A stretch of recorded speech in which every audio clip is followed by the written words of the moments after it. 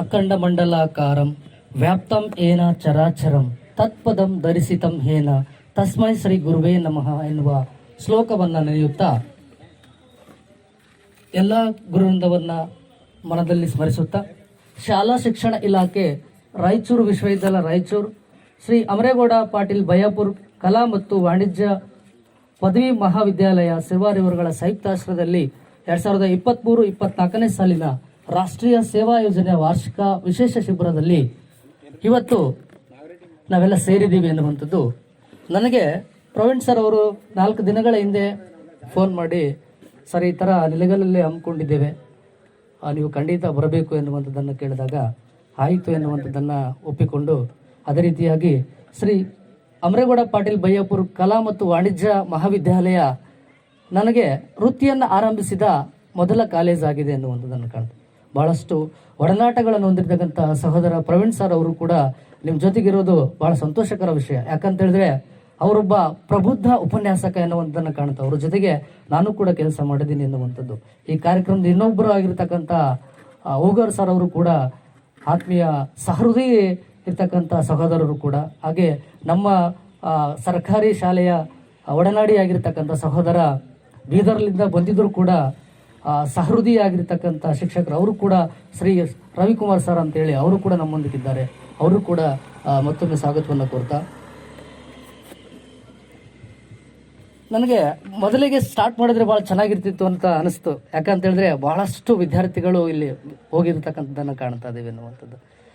ಇಲ್ಲಿ ಯಾಕಪ್ಪ ಅಂತ ಹೇಳಿದ್ರೆ ನನಗೆ ಕೊಟ್ಟಿರ್ತಕ್ಕಂಥ ವಿಷಯ ಬಹಳಷ್ಟು ಅರ್ಥಗರ್ಭಿತವಾಗಿರ್ತಕ್ಕಂಥ ವಿಷಯವಾಗಿದೆ ಎನ್ನುವಂಥದ್ದು. ಯುವಜನತೆ ಮತ್ತು ಮಾನವೀಯ ಮೌಲ್ಯಗಳು ಎನ್ನುವಂಥದ್ದು.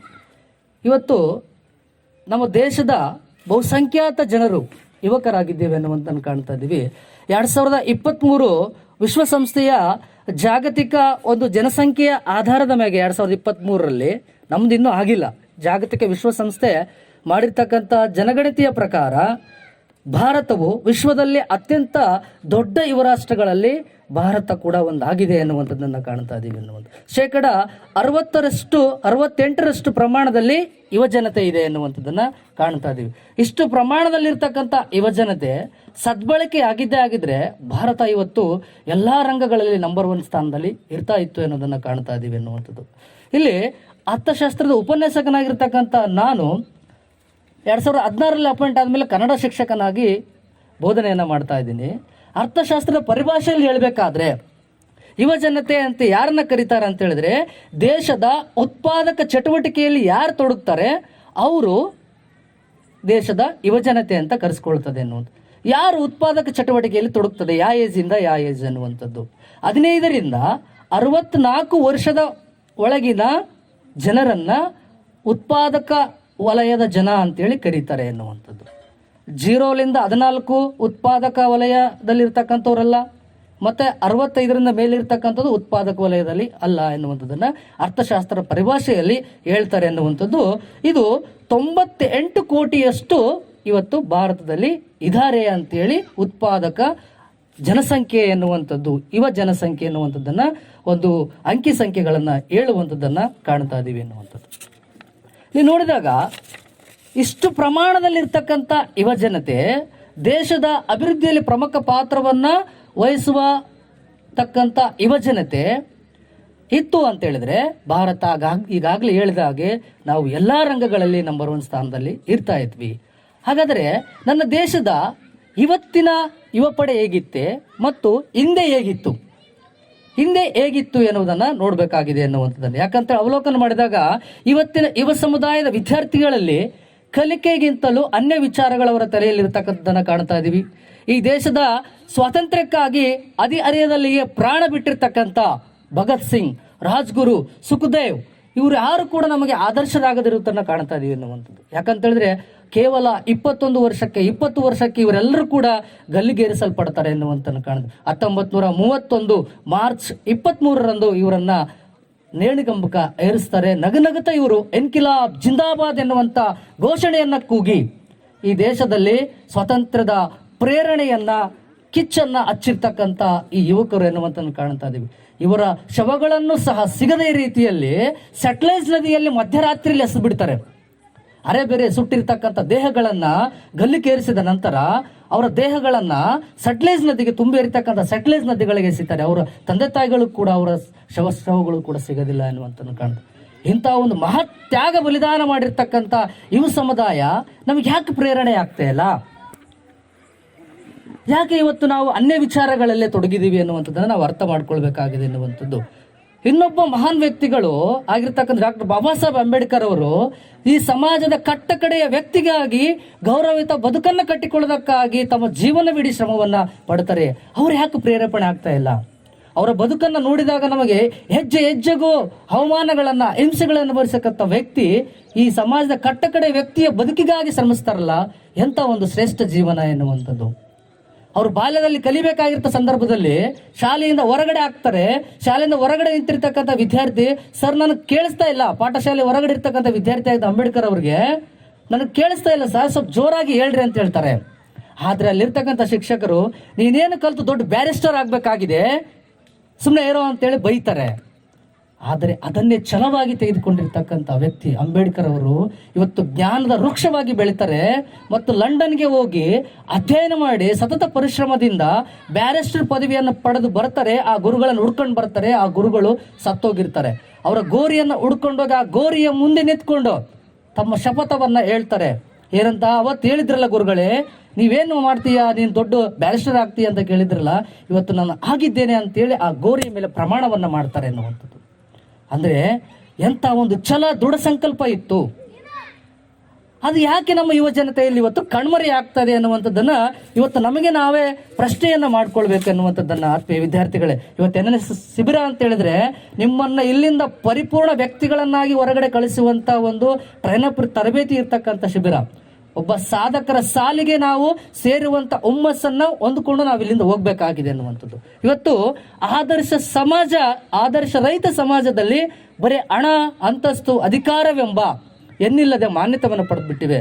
ಅದಕ್ಕೋಸ್ಕರ ಆದ್ರಿಂದ ನಾವೆಲ್ಲ ಬಿದ್ದಿದ್ದೀವಿ ಅನ್ನುವಂಥದ್ದನ್ನು ಕಾಣುತ್ತದೆ. ಮಕ್ಕಳಿಗೆ ಬೆವರು ಬಸಿಯುವ ಅಪ್ಪನ ಬಿಡಿಗಾಸು ಕೇವಲ ಎನಿಸತೊಡಗಿದೆ. ಇವತ್ತು ಅಪ್ಪ ಬೆವರರಿಸಿ ದುಡಿತಕ್ಕಂಥ ಅಪ್ಪನ ದುಡ್ಡು ಇವತ್ತು ನಮಗೇನಾಗ್ತಾ ಇದೆ ಅಂತ ಹೇಳಿದ್ರೆ ಅಪ್ಪನ ಬಿಡಿಗಾಸು ಕೇವಲ ಅನಿಸತೊಡಗಿದೆ. ಇವತ್ತು ಸತ್ಯ ನಿಷ್ಠೆಗಳು ಅಪ್ರಸ್ತುತವೆನಿಸುತ್ತಿವೆ. ಇವ ಮನಸ್ಸುಗಳು ಎದುರಿಗೆ ಆದರ್ಶಗಳೇ ಇಲ್ಲ. ಇವತ್ತು ಆದರ್ಶಗಳೇ ಇಲ್ಲ.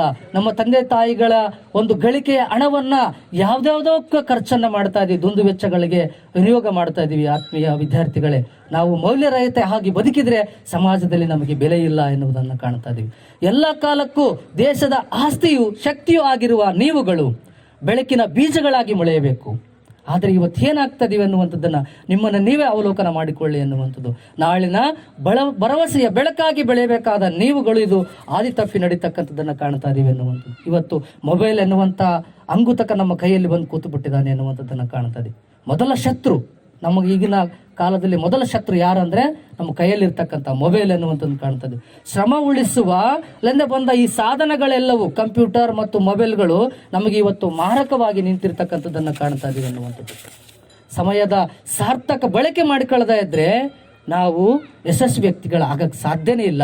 ನೋಡ್ರಿ, ಈ ಸೃಷ್ಟಿಯಲ್ಲಿ ಎಲ್ಲಾ ಜೀವಗಳಿಗೆ ಸಮನಾಗಿ ದೊರೆತಿರುವುದು ಏನಾದರೂ ಒಂದೇ ಅಂತ ಹೇಳಿದ್ರೆ ಅದು ಸಮಯ ಮಾತ್ರ. ಈ ಸೃಷ್ಟಿಯಲ್ಲಿ ಏನಾದರೂ ಸಮಾನಾಗಿ ಹಂಚಿಕೆಯಾಗಿದ್ದೆ ಆದ್ರೆ ನನಗಿರ್ತಕ್ಕಂಥ ಸಮಯನೂ 24 ಗಂಟೆ, ನಿಮಗಿರ್ತಕ್ಕಂಥ ಸಮಯನೂ 24 ಗಂಟೆ. ಇದನ್ನ ಬಳಸಿಕೊಂಡಿದ್ದೆ ಆದ್ರೆ, ಸದ್ವಿನಿಯೋಗ ಮಾಡಿಕೊಂಡಿದ್ದೆ ಆದ್ರೆ ನೀವು ಎಲ್ಲ ಹೋಗ್ಬಿಡ್ತೀರಿ ಅನ್ನುವಂಥದ್ದು. ಅದಕ್ಕೆ if you kill the time kills your ambition ಅಂತ ಮಾತನ್ನು ಹೇಳ್ತಾರೆ. ನೀವು ಸಮಯವನ್ನ ವ್ಯರ್ಥಗೊಳಿಸಿದರೆ ಸಮಯ ನಿಮ್ಮ ಮಹತ್ವಾಕಾಂಕ್ಷೆಗಳನ್ನ ಕೊಲೆ ಮಾಡುತ್ತದೆ. ನೋಡಿ, ಸಮಯವನ್ನ ವ್ಯರ್ಥಗೊಳಿಸಿದರೆ ಸಮಯ ನಿಮ್ಮ ಮಹತ್ವಾಕಾಂಕ್ಷೆಗಳನ್ನ ನಾಶಗೊಳಿಸುತ್ತದೆ ಎನ್ನುವಂಥದ್ದು. ಅದಕ್ಕಾಗಿ ಸಮಯವನ್ನ ಸದ್ವಿನಿಯೋಗ ಮಾಡಿಕೊಳ್ಳಿ ಆತ್ಮೀಯ ಯುವ ವಿದ್ಯಾರ್ಥಿಗಳೆನ್ನುವಂಥದ್ದು. ಮತ್ತು ಮಾದಕ ವ್ಯಸನಗಳಿಂದ ದೂರ ಇರಿ. ಸಿಗರೇಟ್, ಗಾಂಜಾ, ಮದ್ಯಪಾನ ಇವೆಲ್ಲವುಗಳಿಂದ ದೂರ ಇರಬೇಕಾಗಿದೆ ಎನ್ನುವಂಥದ್ದನ್ನು ಕಾಣ್ತಾ ಇದೀವಿ ಅನ್ನುವಂಥ. ಇವತ್ತು ಶಾಲೆ ಕಾಲೇಜುಗಳಲ್ಲಿ ಕಲಿತಕ್ಕಂಥ ವಿದ್ಯಾರ್ಥಿಗಳಲ್ಲಿಯೇ ನಾವು ಸಾಕಷ್ಟು ಇಂಥ ದುಶ್ಚಟಗಳಿಗೆ ದಾಸರಾಗಿರ್ತಕ್ಕಂಥದ್ದನ್ನು ಕಾಣ್ತಾ ಇದೀವಿ. ಸಾಕಷ್ಟು ತ್ಯಾಗ ಬಲಿದಾನಗಳಿಂದ ನಮಗೆ ಸ್ವಾತಂತ್ರ್ಯ ಸಿಕ್ಕಿದೆ. ನಮ್ಮ ತಂದೆ ತಾಯಿಗಳ ಸಾಯಂಕಾಲ ಆದ ತಕ್ಷಣ ಕೂಲಿ ಪ್ರದಾನದಿಂದ ಬಂದಿರತಕ್ಕಂಥ ಸಾಕಷ್ಟು ಕುಟುಂಬಗಳು ನಮ್ಮವು. ಅವ್ರ ತಂದೆ ತಾಯಿಗಳ ಕಾಲು ಕೈಗಳನ್ನು ಗಮನಿಸಿ, ಗದ್ದೆಯಲ್ಲಿ ಕೆಲಸ ಮಾಡಿರ್ತಕ್ಕಂಥ ಸಂದರ್ಭದಲ್ಲಿ ಉಗುರುಗಳಲ್ಲಿ ಕೆಸರುಗಳು ಹೋಗಿರ್ತದೆ. ಆ ಕೆಸರಿನಿಂದ ಆ ಉಗುರು ಎಷ್ಟೊಂದು ನೋವನ್ನ ಕಾಡ್ತಾ ಇರ್ತದೆ ಅಂತ ಹೇಳಿದ್ರೆ ಅದನ್ನು ನಾವು ಹೆಜ್ಜೆ ಹೆಜ್ಜೆಗೂ ಗಮನಿಸಬೇಕು ಆತ್ಮೀಯ ವಿದ್ಯಾರ್ಥಿಗಳು ಎನ್ನುವಂಥದ್ದನ್ನು ಕಾಣ್ತಾ ಇದ್ದೀವಿ ಎನ್ನುವಂಥದ್ದು. ಓದುವ ನಿಟ್ಟಿನಲ್ಲಿ ನಾವು ಇದು ಯಾವುದನ್ನು ಕೂಡ ನಾವು ತಲೆ ಕೆಡಿಸ್ಕೊಳ್ಬಾರ್ದು ಎನ್ನುವಂಥದ್ದನ್ನು ಕಾಣ್ತಾ ಇದ್ದೀವಿ. ಈ ವ್ಯಸನಗಳಿಂದ ದೂರವಿದ್ದು ನಾವು ಎಂಥ ವ್ಯಸನವನ್ನು ಹಚ್ಕೊಳ್ಬೇಕಂತ ಹೇಳಿದ್ರೆ ಪುಸ್ತಕದ ವ್ಯಸನಿಗಳಾಗಬೇಕು. ಎಲ್ಲ ವ್ಯಸನಗಳು ನಮ್ಮನ್ನು ಆಳಗೆಡವಿದ್ರೆ ಪುಸ್ತಕದ ವ್ಯಸನ ನಮ್ಮನ್ನು ಉತ್ತುಂಗದ ಹಂತಕ್ಕೆ ಏರಿಸ್ತದೆ ಎನ್ನುವಂಥದ್ದನ್ನು ಇವತ್ತು ಡಾಕ್ಟರ್ ಬಾಬಾ ಸಾಹೇಬ್ ಅಂಬೇಡ್ಕರನ್ನು ನಾವು ಜ್ಞಾನದ ಸಿಂಬಲ್ ಅಂತೇಳಿ, ಜ್ಞಾನದ ಮಹಾವೃಕ್ಷ ಅಂತೇಳಿ ಯಾಕೆ ಕರಿತೀವಿ ಅಂತ ಹೇಳಿದ್ರೆ ಅವರು ಸುಮಾರು 50,000ಕ್ಕೂ ಹೆಚ್ಚು ಪುಸ್ತಕಗಳನ್ನು ಓದಿದ್ರು ಮತ್ತು ಆ ಯಾವ ಪುಸ್ತಕಗಳಲ್ಲಿ ಎಂಥ ಪುಟಗಳಲ್ಲಿ ಏನಿದೆ ಅಂತ ಹೇಳ್ತಾ ನೋಡ್ಲಾರ್ದನೆ ಹೇಳುವಂತಹ ಒಂದು ತತ್ವಜ್ಞಾನಿಗಳವರು ಆಗಿದ್ರು ಎನ್ನುವಂಥದ್ದನ್ನು ಕಾಣ್ತಾ ಇದ್ದೀವಿ. ಅಂತಹ ಒಂದು ಪುಸ್ತಕದ ವ್ಯಸನಿಗಳು ನಾವಾಗಿದ್ದೆ ಆದರೆ ನಮ್ಮ ದೇಶ ವೈಚಾರಿಕ ನೆಲೆಗಟ್ಟಿನಲ್ಲಿ ಸಾಗ್ತದೆ, ವೈಚಾರ ನೆಲೆಗಟ್ಟಿನಲ್ಲಿ ನಮ್ಮ ದೇಶವನ್ನು ಕಟ್ಟೋದಕ್ಕೆ ಸಾಧ್ಯವಾಗ್ತದೆ ಎನ್ನುವಂಥದ್ದು. ಮತ್ತು ಅನೇಕ ನಾವು ಬೆಟ್ಟಿಂಗ್ ದಂಧೆಗಳಲ್ಲಿ, ಆನ್ಲೈನ್ ಗೇಮ್ಗಳಲ್ಲಿ ತೊಡಗಿಕೊಂಡು ನಮ್ಮ ಇದೆಲ್ಲ ಯಾಕೆ ಆಗ್ತದೆ ಅಂತ ಹೇಳಿದ್ರೆ ಹೇಗಾದರೂ ಮಾಡಿ ಹಣವನ್ನು ಗಳಿಸ್ಬೇಕಪ್ಪ, ನಾವು ಹೇಗಾದರೂ ಮಾಡಿ ಹಣವನ್ನು ಗಳಿಸ್ಬೇಕಪ್ಪ ಅಂತಕ್ಕಂಥ ಮಾರ್ಗದಲ್ಲಿ ಹೊರಟಿರುವುದರಿಂದ ಇದು ಯಾವುದರ ಪರಿಭಾವನೆಯನ್ನ ಇರದೆ ನಾವು ಸಾಕ್ತಾ ಇದೀವಿ ಎನ್ನುವಂಥದ್ದನ್ನು ಕಾಣ್ತೇವೆ. ಅದಕ್ಕೆ 13ನೇ ಶತಮಾನದಲ್ಲಿ ಮಹಾ ವಚನಕಾರ್ತಿಯಾಗಿರ್ತಕ್ಕಂಥ ಸತ್ಯಕ್ಕ ಎನ್ನುವಂಥವ್ರು ಬಹಳ ಮಾರ್ಮಿಕವಾಗಿ ಹೇಳ್ತಾರೆ ಎನ್ನುವಂಥದ್ದನ್ನು. ಅವರ ಕಾಯಕ ಬೀದಿ ಗುಡಿಸುವಂಥ ಕಾಯಕ. ಅಲ್ಲಿದ್ರೂ ಕೂಡ ಅವರಲ್ಲಿ ಎಂಥ ಪ್ರಾಮಾಣಿಕತೆ ಇತ್ತು ಅಂತ ಹೇಳ್ತಾರೆ ಅಂತ ಹೇಳಿದ್ರೆ ಅವ್ರು ಹೇಳ್ತಾರೆ, ಬಟ್ಟೆಯಲ್ಲಿ ಒನ್ನ ವಸ್ತ್ರ ಬಿದ್ದಿದ್ದರೆ ನಾ ಕೈ ಮುಟ್ಟಿ ಎತ್ತಿದನಾದರೆ ನಿಮ್ಮ ಆಣೆ, ನಿಮ್ಮ ಪ್ರಮತರ ಆಣೆ, ಅದೇನು ಕಾರಣವೆಂದರೆ ನೀವಿಕ್ಕಿದ ಭಿಕ್ಷದಲ್ಲಿ ಅಪ್ಪನಾಗಿ ಇಂತಲ್ಲದ ನಾನು ಅಳಿಮನವ ಮಾಡಿ ಪರದ್ರವ್ಯಕ್ಕೆ ಆಸೆ ಮಾಡಿದನಾದರೆ ನೀನಾಗಲೇ ಎನ್ನ ನರಕದಲ್ಲಿ ಅದ್ದಿ ನೀನೆದ್ದು ಹೋಗ ಶಂಭು ಜಕ್ಕೇಶ್ವರ ಎನ್ನುವಂತ ವಚನದಲ್ಲಿ ಹೇಳ್ತಾರೆ ಎನ್ನುವಂಥದ್ದು. ಇಲ್ಲಿ ಏನ್ ಹೇಳ್ತಾರೆ ಅಂತ ಹೇಳಿದ್ರೆ, ನಾನು ಏನಾದರೂ ಬೀದಿ ಗುಡಿಸುವಾಗ ಒಂದು ಬಟ್ಟೆಯಲ್ಲಿ ಕಟ್ಟಿರ್ತಕ್ಕಂಥ ಒಂದು ಏನಾದರೂ ಸಂಪತ್ತೇನಾದರೂ ಬಿದ್ದಿದ್ರೆ, ಬಂಗಾರ ಬಿದ್ದಿದ್ರೆ, ನಾನು ಅದನ್ನು ಕೈ ಮುಟ್ಟಿ ಎತ್ತಿದರೆ ನನ್ನನ್ನು ನರಕದಲ್ಲಿ ಎದ್ದು ಅಂತೇಳಿ ದೇವರಲ್ಲಿ ಬೇಡ್ಕೊಳ್ತಾರೆ ಎನ್ನುವಂಥದ್ದು. ಅಂದರೆ ಎಂಥ ಒಂದು ಬೀದಿ ಗುಡಿಸುವಾದ ಒಂದು ಕಾಯಕದಲ್ಲಿದ್ದರೂ ಕೂಡ ಆಕೆ ಇಲ್ಲಿ ಕಾಯಕನಿಷ್ಠೆ ಹೇಗಿತ್ತು ಎನ್ನುವಂಥದ್ದು. ಆದರೆ ಇತ್ತೀಚೆಗೆ ನಾವು ಯಾವ ರೀತಿಯಾಗಿ ಬದುಕ್ತಾ ಇದ್ದೀವಿ ಎನ್ನುವಂಥದ್ದು. ಶಾಲಾ ಕಾಲೇಜುಗಳಲ್ಲಿ ಕಲಿತು ದೊಡ್ಡ ಅಧಿಕಾರಿ, ಸರ್ಕಾರಿ ಹುದ್ದೆಗಳಿರ್ತಕ್ಕಂಥ ನಾವುಗಳೇ ಮಹಾಭ್ರಷ್ಟಾಚಾರಿಗಳಾಗ್ತೀವಿ. ಯಾಕೆ ಈ ರೀತಿಯಾಗಿ? ನಮ್ಮಲ್ಲಿ ಮಾನವೀಯ ಮೌಲ್ಯಗಳೇ ಇಲ್ಲ.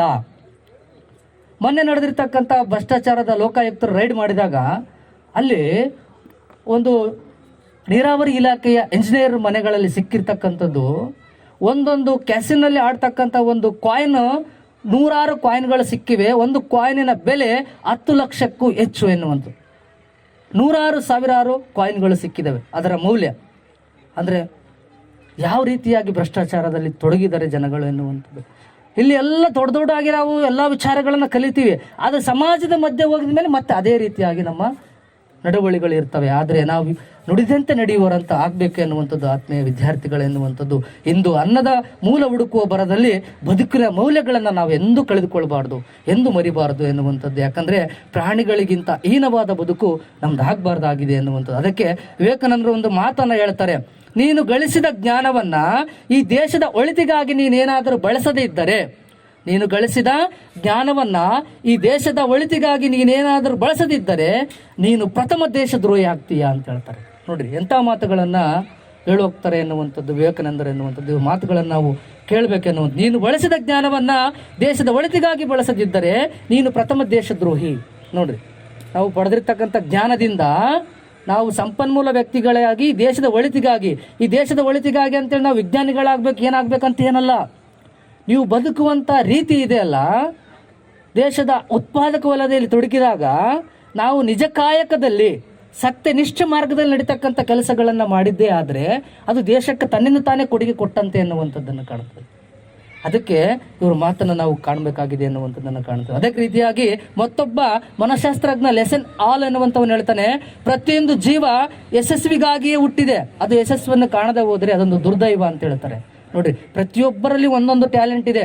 ಈಗಾಗಲೇ ನಮ್ಮ ಮಕ್ಕಳನ್ನು ನೋಡಿದ್ವಿ, ಎಷ್ಟೋ ಚೆನ್ನಾಗಿ ಮನೋಜ್ಞವಾಗಿ ನಾಟಕವನ್ನು, ಅಭಿನಯವನ್ನು ಮಾಡ್ತಾ ಇದ್ದಾರೆ. ನಿಮ್ಮಲ್ಲಿ ಇರ್ತಕ್ಕಂಥ ಒಂದು ಟ್ಯಾಲೆಂಟನ್ನು ನಿಮಗೆ ಅರ್ಥ ಆಗ್ತಾ ಇಲ್ಲ ಅದು ಅನ್ನುವಂಥದ್ದು, ನಿಮ್ಮ ಶಕ್ತಿ ನಿಮಗೆ ಅರ್ಥ ಆಗ್ತಾ ಇಲ್ಲ ಎನ್ನುವಂಥದ್ದನ್ನು ಕಾಣುತ್ತೆ. ಅದಕ್ಕಾಗಿ ನಾವು ವಿವೇಕಾನಂದರ ಮಾತುಗಳನ್ನು ಅರ್ಥ ಮಾಡ್ಕೊಳ್ಬೇಕಾಗಿದೆ ಎನ್ನುವಂಥದ್ದು. ಅದೇ ರೀತಿಯಾಗಿ ಬಂಧುಗಳೇ, ಆತ್ಮೀಯ ವಿದ್ಯಾರ್ಥಿಗಳೇ, ಧರ್ಮಾಂಧತೆ ಮತ್ತು ಮೌಢ್ಯತೆ ಇವೆರಡು ಯುವ ಸಮುದಾಯವನ್ನು ಅರ್ಥ ಮಾಡಿಕೊಳ್ಬೇಕಾಗಿದೆ ಅನ್ನುವಂಥದ್ದು. ಯಾಕಂತೇಳಿದ್ರೆ ಇವೆರಡು ಅಣುಬಾಂಬ ರೀತಿಯ ಮಾರಕವಾಗಿ ನಮ್ಮ ಸಮಾಜವನ್ನು, ಈ ದೇಶವನ್ನು ಹಾಳು ಮಾಡ್ತವೆ ಎನ್ನುವಂಥದ್ದನ್ನು ಇದರಿಂದ ಯಾವಾಗಲೂ ನಾವೇನು ಮಾಡಬೇಕು, ದೂರ ಇರಬೇಕು ಎನ್ನುವಂಥದ್ದು. ಯಾಕಂದರೆ ನಮ್ಮ ದೇಶ ಬಹು ಸಂಸ್ಕೃತಿಯ ದೇಶ, ಬಹುತ್ವದಲ್ಲಿ ನಂಬಿಕೆ ಇಟ್ಟು ನಡೆಯುವಂಥ ದೇಶ ಭಾರತ ದೇಶ.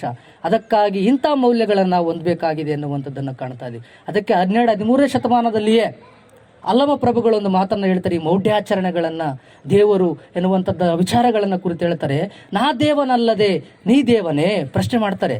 ನಾ ದೇವನಲ್ಲದೆ ನೀ ದೇವನೇ, ನೀ ದೇವನಾದಡೆ ಎನ್ನನೇಕೆ ಸಲಹೆ, ಆರೈದು ಒಂದು ಕುಡಿತೆ ಉದಕವ ನೆರವೆ, ಹಸಿದಾಗ ಒಂದು ತುತ್ತು ಒಗರವನ್ನಕ್ಕಿವೆ, ನಾ ದೇವ ಕಾಣ ಗುಹೇಶ್ವರ ಅಂತ ಹೇಳ್ತಾರೆ. ಈ ವಚನದ ಸಾರ ಏನಪ್ಪ ಅಂದರೆ, ದೇವರನ್ನ ಉಪಚರಿಸುವ ಭಕ್ತನೇ ದೇವನು ಅಂತೇಳಿ ಅಲ್ಲಮ ಪ್ರಭುಗಳು ಹೇಳ್ತಾರೆ.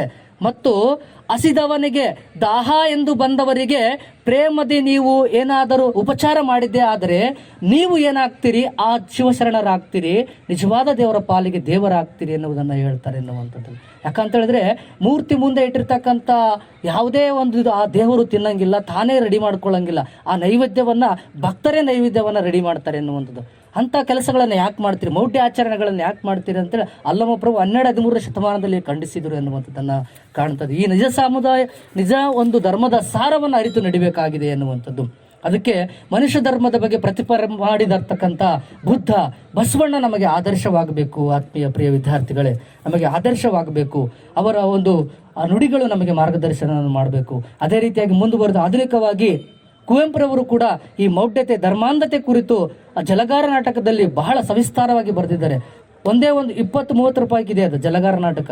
ಅದನ್ನು ತೆಗೆದುಕೊಂಡು ಓದ್ಬಿಟ್ರೆ ನೀವು ಒಂದು ದೊಡ್ಡ ಪ್ರಬುದ್ಧ ವ್ಯಕ್ತಿಗಳಾಗಿ ಹೊರಗೆ ಬರ್ತೀರಿ ಅನ್ನುವಂಥದ್ದು. ಒಂದೇ ದಿನದಲ್ಲಿ ಮುಗಿಸ್ಬೋದು. ಅದರಲ್ಲಿರ್ತಕ್ಕಂಥ ಕೆಲವೊಂದು ಸಾಲುಗಳಿಗಿದ್ದಾವೆ.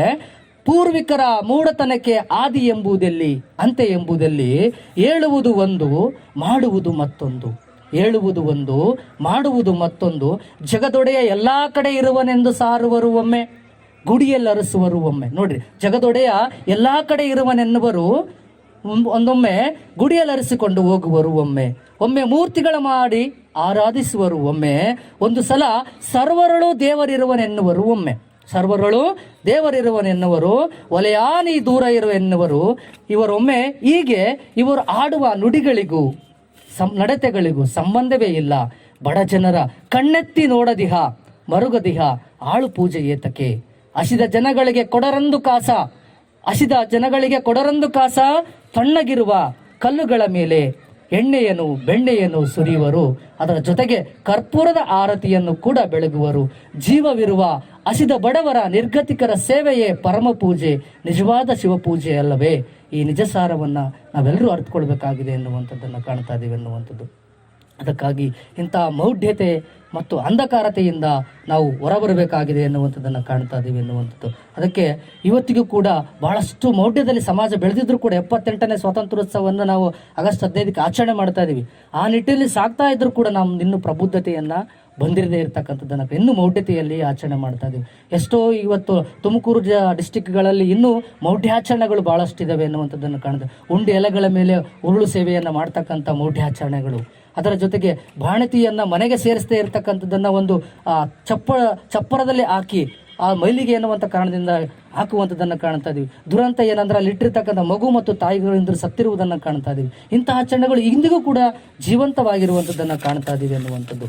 78ನೇ ಸ್ವಾತಂತ್ರ್ಯ ಮಹೋತ್ಸವದ ಕಾಲಘಟ್ಟದಲ್ಲಿ ನಾವಿದ್ದರೂ ಕೂಡ ಇನ್ನು ನಮಗೆ ಕಲಿತಿರ್ತಕ್ಕಂಥ ಅಕ್ಷರ, ಎದೆಗೆ ಬಿದ್ದಿರ್ತಕ್ಕಂಥ ಅಕ್ಷರ ಬೀಜವಾಗಿ ಮೊಳತೆ ಇರತಕ್ಕಂಥದ್ದನ್ನು ಕಾಣ್ತಾ ಇದ್ದೀವಿ. ಇನ್ನು ನಿರೀಕ್ಷೆಯಲ್ಲಿಯೇ ನಾವಿದ್ದೇವೆ ಎನ್ನುವಂಥದ್ದು. ನಿಮ್ಮ ಯುವಜನತೆಯ ತಾಕತ್ತು ಬಹಳ ದೊಡ್ಡ ಮಟ್ಟದಲ್ಲಿ ಇರತಕ್ಕಂಥದ್ದು ಎನ್ನುವಂಥದ್ದು ಕಾಣ್ತಾ ಇದ್ದೀವಿ. ಯಾಕಂದರೆ ಉದಾಹರಣೆಯಾಗಿ ನಿನ್ನೆ ಬಾಂಗ್ಲಾದೇಶದಲ್ಲಿ ಯುವ ವಿದ್ಯಾರ್ಥಿಗಳು ದಂಗೆ ಎದ್ದ ಕಾರಣ ಅಲ್ಲಿನ ಒಂದು ಸರ್ಕಾರವೇ ಬಿದ್ದು ಹೋಯಿತು ಎನ್ನುವುದನ್ನು ಕಾಣ್ತಾ ಇದ್ದೀವಿ. ಅಂದರೆ ಯುವ ಜನತೆಗೆ ಎಷ್ಟೊಂದು ಶಕ್ತಿ ಇದೆ ಎನ್ನುವಂಥದ್ದನ್ನು ಅರ್ಥ ಮಾಡಿಕೊಳ್ಬೇಕು ಎನ್ನುವಂಥದ್ದು. ಅದಕ್ಕೆ ಆತ್ಮೀಯ ವಿದ್ಯಾರ್ಥಿಗಳೇ, ನಾವು ಕೇಳಿಕೊಳ್ಳೋದು ಒಂದೇ, ಯುವ ವಿದ್ಯಾರ್ಥಿ ಮಿತ್ರರೇ, ಅನೇಕ ಮಹನೀಯರ ಹೋರಾಟದ ಫಲವಾಗಿ, ತ್ಯಾಗದ ಫಲವಾಗಿ ದೊರೆತಿರ್ತಕ್ಕಂಥ ಸ್ವಾತಂತ್ರ್ಯ ಮತ್ತು ಆದರ್ಶಪ್ರಾಯವಾದ ಜೀವನಗಳ ಸಾರಗಳನ್ನು ನಾವು ಆದರ್ಶವಾಗಿ ನಡೆದಿರ್ತಕ್ಕಂಥ ವ್ಯಕ್ತಿಗಳ ಜೀವನ ಸಾರಗಳನ್ನು ನಾವು ಅರ್ಥಕೊಂಡು ನಡಿಬೇಕಾಗಿದೆ ಎನ್ನುವಂಥದ್ದು. ಅದಕ್ಕಾಗಿ ಧರ್ಮ, ಜಾತಿ, ವರ್ಗ ಎಂದು ನಾವು ವಿಂಗಡಣೆಯಾಗದೆ ಬುದ್ಧ ಹೇಳಿಕೊಟ್ಟ ಜೀವ ಪ್ರೀತಿ, ಕರುಣೆ, ಮೈತ್ರಿ ಅಂಬೇಡ್ಕರರ ತತ್ವಗಳಾಗಿರ್ತಕ್ಕಂಥ ನಮ್ಮ ಸಂವಿಧಾನದ ಆಶಯಗಳಾಗಿರ್ತಕ್ಕಂಥ ಸಮಾನತೆ, ಜಾತ್ಯತೀತತೆ, ಧರ್ಮಾತೀತ, ಭ್ರಾತೃತ್ವ ಮೌಲ್ಯಗಳನ್ನು ಅಳವಡಿಸಿಕೊಂಡು ಧರ್ಮ, ಜಾತಿ, ವರ್ಗಗಳ ನಡುವಿನ ಕಂದರ ದೂರವಾಗಿ ಸರ್ವರನ್ನ ಒಳಗೊಂಡ ಭಾರತ, ಧರ್ಮ ನಿರಪೇಕ್ಷ ಭಾರತ, ಜಾತಿ ರಹಿತ ಸಮಾನತೆಯ ಭಾರತ, ಭ್ರಷ್ಟಾಚಾರ ಮುಕ್ತ ಭಾರತ ವಾಗಿ ನಾವು ವಿಶ್ವಗುರುವಾಗಿ ಮಹಾ ವಿದ್ಯದ, ಜ್ಞಾನದ ಬೌದ್ಧರಿಕ್ಷವಾಗುವ ಸಾಧ್ಯತೆ ಇದೆ. ಅದ ಮಾಡುವಂಥ ಶಕ್ತಿ, ತಾಕತ್ತು ಯುವಕರಾಗಿರ್ತಕ್ಕಂಥ ನಿಮ್ಮ ಮೇಲಿದೆ ಎನ್ನುವಂಥ ಈ 4 ಮಾತುಗಳನ್ನು ಆಡಲು ಅವಕಾಶ ಮಾಡಿಕೊಟ್ಟಿರ್ತಕ್ಕಂಥ ಈ ಸಂಸ್ಥೆಗಳಿಗೆ ವಂದಿಸುತ್ತಾ ಜೈ ಭೀಮ್, ಜೈ ಪ್ರಬುದ್ಧ ಭಾರತ.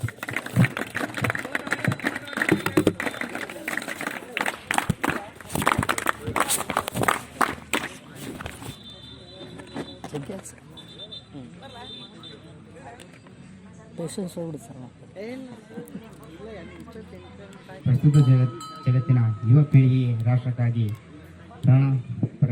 ಪ್ರಾಣಾರ್ಪಣೆಗೈದು ಮತ್ತು ಸಮಯದ ಮಹತ್ವವನ್ನು ಉಪಯೋಗ ಮಾಡಿಕೊಳ್ಳಿ ಯುವಕರೇ ಎಂದು ಎಚ್ಚೆತ್ತುಕೊಳ್ಳಿ ಎಂದು ಸಲಹೆಯನ್ನು ನೀಡಿರುವಂತಹ ಶ್ರೀ ಚನ್ನಬಸವ ಸರ್ ಅವರಿಗೆ ತುಂಬ ಧನ್ಯವಾದಗಳನ್ನು ಕೋರುತ್ತೇನೆ.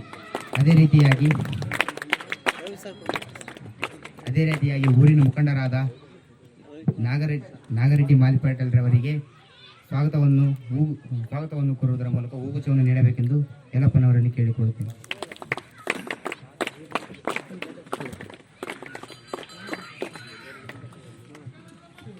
ನಾಗರದಿಂದ ಶಿಕ್ಷಕರು ರವಿಕ್ ಸರ್.